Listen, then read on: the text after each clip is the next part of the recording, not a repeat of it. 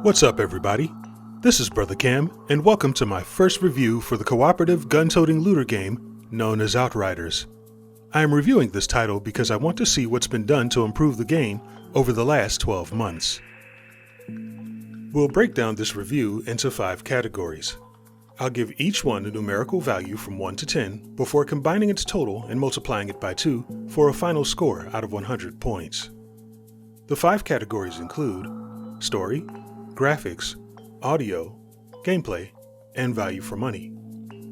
Now that the scoring system has been established, let's introduce the featured game.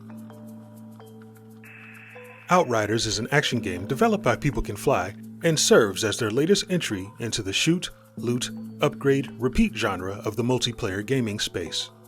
It was released for PC, Xbox, and PlayStation systems in April 2021 and received a widely negative reaction from fans and critics.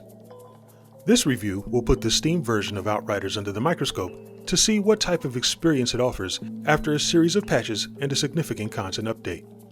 Without further ado, let's begin the first part of the review with a look at the game's story. The story of Outriders is a functional narrative that pits the player at the center of a civil war between the last of Earth's survivors looking to establish a new life on planet Enoch and militant rebels who seek to overthrow them. As an Outrider, you're tasked to source the location of a distress signal emitting from the other side of a violent energy storm known as the Anomaly. Along the way, you'll discover what caused the infighting between the two factions in addition to what awaits at the other end of the mysterious signal. The lore of Outriders may not be as deep as other sci-fi action titles, but it gets the job done when it comes to establishing its world and providing players purpose to do things within it. For anyone who wants more than the game's cinematic offerings, you can find dozens of journal entries scattered throughout the game's maps. There are also character profiles that you can unlock and read as you progress through the game's quests. I wasn't looking for Outriders to be an evolutionary step in science fiction storytelling. Its plot is simple, but well executed thanks to sufficient dialogue and its surprisingly good voice cast. I give Outriders' story 7 out of 10. Moving on to the next section, we'll take a look at how Outriders visually fleshed out the world in which it lives. I played Outriders with its display settings ranging from high to ultra. The visuals largely popped as my character mowed down alien hordes with lacerating gunfire and blew marksmen out of cover during tactical skirmishes. Hub worlds and battle areas took advantage of the Unreal Engine's capabilities, showcasing beautifully crafted vistas, including lush forest trails, a volcanic death arena, muddy encampments, and a snow-capped fortress.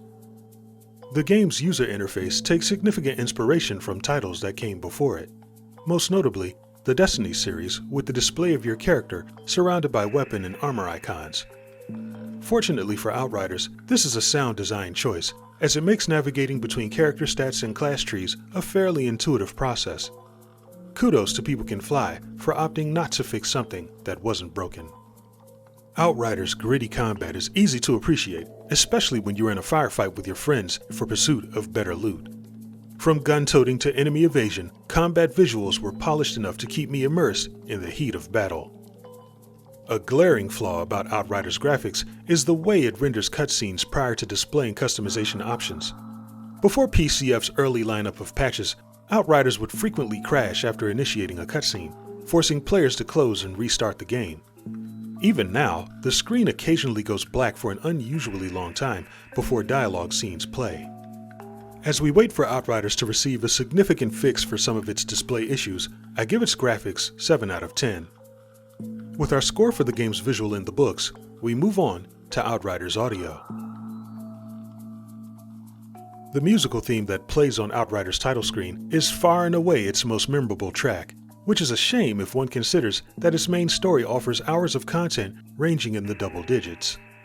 To be fair, I did not expect the composer to turn in a groundbreaking soundtrack, but it feels like opportunities were missed, even if only to place impressionable tracks in hub worlds or during major boss fights.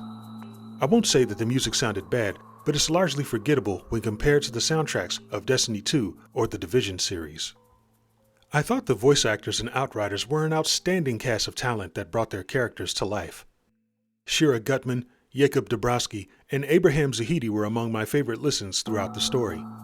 Even the everyman woman voice of the outriding protagonist fit the characters I customized at the start of the game. The sound director did a great job at making hub areas sound organically occupied, with its bevy of one-liners and aural activity. From the sound of cooking canteens to the raucous jeers of knuckle brawl spectators, the game succeeds at making you feel audibly present within its world. When it comes to the game's sound effects, combat in particular is very good when it's all present. From the crack of discharged ammunition to the vocal callouts by enemy NPCs, the sonic violence of Outriders usually complements the bullet hell barrage on screen. Unfortunately, some sound issues still persist despite PCF administering several bug-addressing patches. The most prominent issue for me was a lack of clear audible location when certain enemies were within striking distance from my blind spots. Over time, I developed a sense to periodically check those spots, but I get how this can be an immersion breaker for players who rely on game sound to react to enemy positioning. With Outriders only possessing a lineup of serviceable music tracks and occasional sound issues, I give the game's audio 6 out of 10. Now that our sound check is complete, let's continue to the next section of the review, gameplay. Something I noted about Outriders early in the main quest is its limited range of gameplay activities. Simply put, Outriders is shoot, loot, modify, and repeat. PCF could have added any number of game-related distractions that were hollow in execution, but chose not to. That being said, the game could benefit from more variety with its mission objectives, even if it's run-of-the-mill tasks like hold this position until X condition, escort object from A to B, sabotage an enemy facility, so on and so forth. If Outriders can have more objective types added in the future update, I think its replayability can be substantially increased. Another thing I want to talk about is Outriders matchmaking and the effect it's had during my main quest. One day I decided to join a random player who was at a point in the quest just behind my own. For unknown reasons, we were disconnected shortly after, but my individual progress was set back to my teammate's point in the story. Unfortunately, closing and restarting the game did not fix my issue. I didn't submit a support ticket because I didn't mind replaying the small sequence that was between my teammate and I, but this could be a significant problem for other players who may be further apart in the quest. When it comes to displaying useful game information, Outriders does an acceptable job of keeping players aware of their current objective and any side quests one can opt to take on.